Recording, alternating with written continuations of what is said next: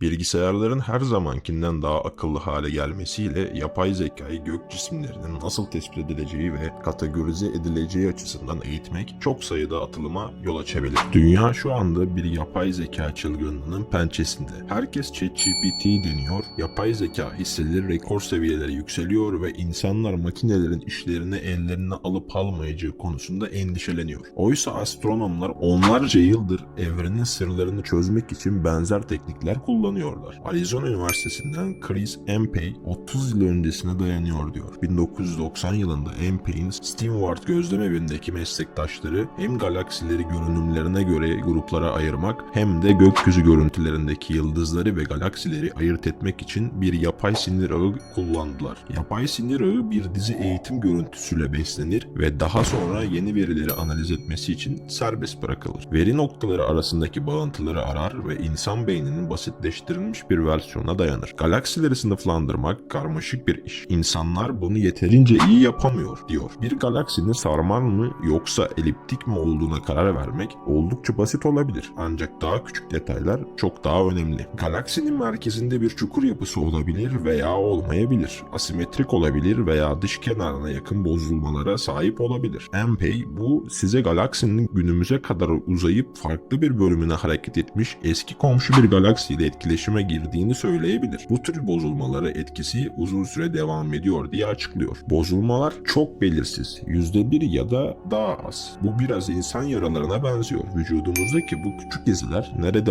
bulunduğumuz ve başımıza neler geldiği hakkında hikaye anlatır. Galaksi sınıflandırma yazılımı astronomi alanının çok ötesinde bir etkiye bile sahip. 10 yıl önce Cambridge Üniversitesi'ndeki astronomlar tekniklerini meme kanserini daha doğru bir şekilde teşhis etmek için kullanmak üzere onkologlarla bir araya geldi. Yazılım galaksiler yerine kanser hücrelerini arayacak şekilde uyarlandı ve öğretildi. Testler yazılımın en az mikroskoptan bakan bir doktor kadar doğru ve çoğu zaman çok daha hızlı olduğunu gösterdi. Teknoloji 1990'dan bu yana çok yol kat etti ve günümüzün bilgisayarları çok daha üstün. Ancak teleskoplar da büyük ölçüde gelişti. Şu anda tüm bu gözlem evlerinden akan veri miktarı ile hepsinin analiz etmek için gereken bilgi işlem gücü arasında bir yarış var. Empey 10 yıl önce var olmayan 10 ila 12 metre teleskoplara sahibiz ve önümüzdeki 6 yıl içinde 20 ila 30 metre teleskoplara sahip olmak üzereyiz diyor. Örneğin 30 metrelik son derece büyük teleskopun ilk ışığını 2028'de görmesi bekleniyor. Hubble Uzay Teleskobu'ndan yaklaşık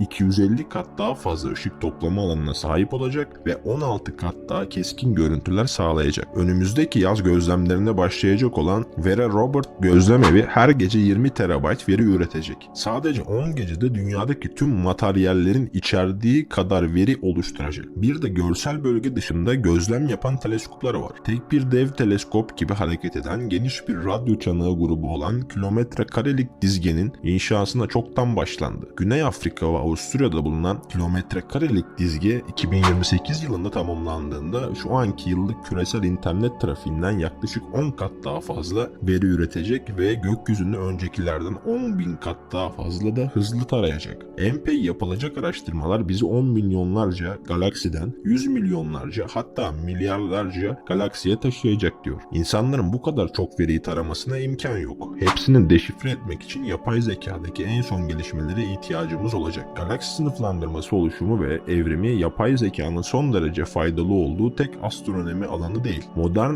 astronominin en büyük gizemlerinden biri her şeyi bir arada tutan şeyin ne olduğu. Astronomlar karanlık madde adı verilen belirsiz bir maddenin gezegenleri ve galaksi kümelerini bir arada tuttuğundan şüpheleniyor. Ancak bunun gerçekte ne olduğunu hala bilmiyoruz. Kilometre dizgi astronomların karanlık maddeyi haritalandırmasına yardımcı olacak. Ancak dağılımını haritalandırmanın bir başka yolu da zayıf kütle çekimsel mercekle adı verilen bir etkiyi kullanmak. Karanlık maddenin çekim gücü ışık evrende ilerlerken onun rotasını bozar. Bu büyük galaksi örneklerine bakılarak tespit edilebilir. Empey bunun gözle ya da elle yapamazsınız diyor. Değişiklikler %0.1 kadar küçük olabilir. Yine de yapay zekaya ihtiyacımız var. Benzer şekilde küçük değişiklikler öte gezegen biliminin ve ikinci bir dünya arayışının büyük bir parçası. Astronomların öte gezegenleri bulma yollarından biri de geçiş tekniği olarak adlandırılan bir yöntem. Gezegenler çok küçük, çok sönük ve doğrudan görülemeyecek kadar da uzaklar. Ancak bazen ev sahibi yıldızların önünden geçerler. Bunun sonucunda yıldızın geçici olarak sönükleştiğini görürüz. Jüpiter büyüklüğünde bir gezegenin geçişi Güneş benzeri bir yıldızın parlaklığında yalnızca %1'lik bir düşüşe yol açar. Çok daha küçük olan Dünya benzeri bir gezegen için ise bu oran sadece 0,01'dir. Ampey verilerden mümkün olduğunca çok şey çıkartmak istiyoruz diyor. Işığın azalma miktarının eğimi size gezegenin atmosferi hakkında bir şeyler söylüyor. Çünkü atmosfer yıldızın önünden geçen ilk ve son şey. Satürn'ün etrafındaki gibi gezegen halkaları da benzer bir etkiye sahip olabilir. Bu etkiler o kadar hassas ki bunları veri karmaşasından çıkartmak için yapay zekaya ihtiyacımız var. Bu sıfırlar ve birler karmaşasında saklı başka bir şey de olabilir. Ampey öte gezegen çalışmalarının önemli hedeflerinden biri de öte uydu bulmaktır diyor. Uzaylı bir uydunun ortaya çıkmasının iki yolu var. Ampey ışık eğrisindeki bir çukurun üstünde bir çukur görebilirsiniz diyor. Uydu için küçük bir çukur, gezegen için daha büyük bir çukur. Bir uydunun kütle çekimi gezegeninin geçişlerinin zamanlamasını da etkileyecek. Sonuç olarak birbirini izleyen yörüngelerde biraz daha geç ya da erken başlayabilirler. Ampey makine öğrenimine olmadan bunların herhangi birini görmekte zorlanırsınız diyor. Makine öğrenimi her derde deva değil. Her şey ilk etapta yapay zekayı beslediğiniz verilere bağlı. Ampey sonuç sadece eğitim verileri kadar iyi olabilir ve iyi bir eğitim için iyi bir modele ihtiyacınız var diyor. Örneğin gerçekte hiç görmemiş olsak bile algoritmaları bir öte uydu geçişinin neye benzeyebileceğine dair doğru modellerle beslemeniz gerekir. ChatGPT etrafındaki son furya yapay zekanın bazen halüsinasyon gördüğüne ve var olmayan şeyleri ortaya çıkardığını gösterdi. Radyo sunucusu Mark Walters, ChatGPT'nin arkasındaki şirket olan OpenAI hakaret davası açıyor çünkü üretici yapay zeka aracı kendisinin zimmetine para geçirmekle suçladı. Astronomide yapay zeka kullanıldığında da benzer halüsinasyonlar görebiliriz. Ampey algılama sınırında çalışıyorsunuz diyor. Orada olmayan bir şeyi görmek mümkün. Astronomik gözlemler bir ölçümü etkileyen çeşitli kaynaklardan gelen rastgele katkılar olan gürültü ile boğuşuyor. Yapay zeka bu dalgalanmaları yakalayabilir ve onları önemli bir keşif olarak etiketleyebilir. Tıpkı bilim insanlarının daha fazla güvenilirlik için yapay zekası olmayan deneyleri tekrarlamaları gibi astronomların da gördüklerinin makinedeki bir hayalet olmadığından emin olmak için birkaç farklı yapay zeka modeliyle çalışmaları önemli olacak. ChatGPT'nin yanı sıra OpenAI, DALL-E 2 adlı bir metinden görüntü oluşturma aracını da tanıttı. Astronomide yapay zeka mevcut görüntülerden daha fazla bilgi çıkarılmasına yardımcı oluyor. Son zamanların en ünlü astronomik görüntülerinden biri Olay Ufku Teleskobu'nun arkasındaki ekip tarafından 2019 yılında ortaya çıkarılan bir kara deliğin ilk fotoğrafı. Bu yılın başlarında Lia Meteoros liderliğindeki bir ekip fotoğrafı geliştirmek ve kara deliğin başlangıçta hesaplanandan daha büyük olduğunu göstermek için yapay zekayı kullandı. Makine öğrenimi astronomların çarpışan kara delikler hakkında daha fazla şey keşfetmelerine de yardımcı olabilir.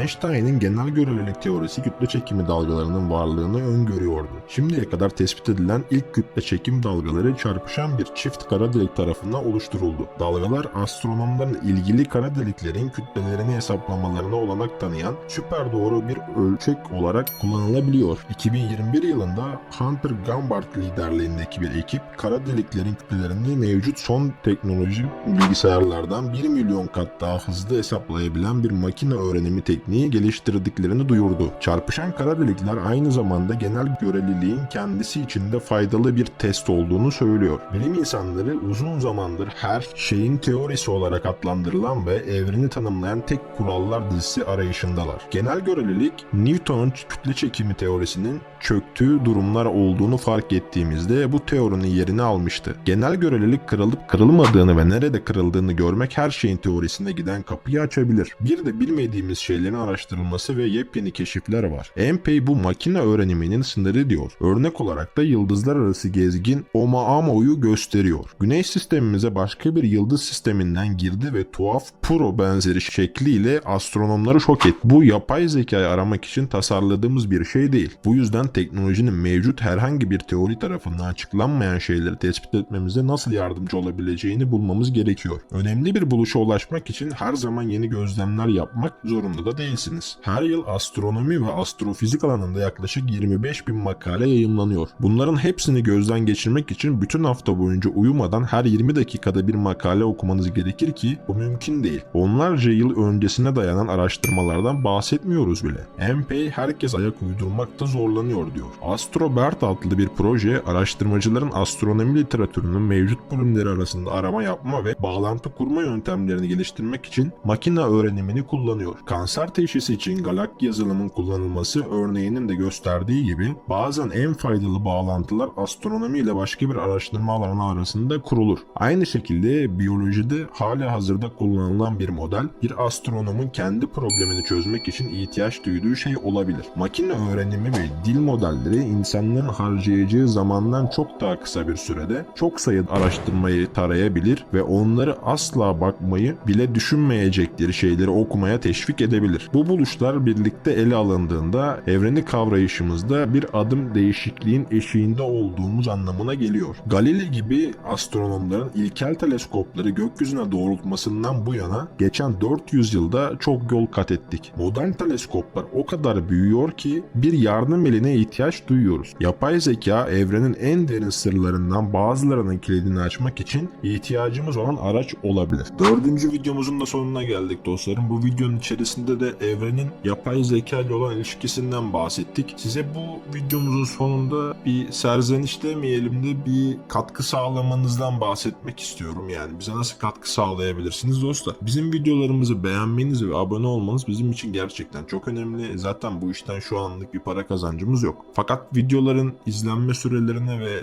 abone katsayılarına, abonelerin izleyip izlemediğine baktığımızda siz de şu anda ekranda görüyorsunuz ki birinci, ikinci ve üçüncü videomuzda yaklaşık olarak %60 ila %80, %90 oranında bir değişim var. Yani abone olmayan kişilerin izlediğini görüyoruz. Bunlar da bizi gerçekten mutlu ediyor ama abone olsanız bizi daha çok mutlu edecek.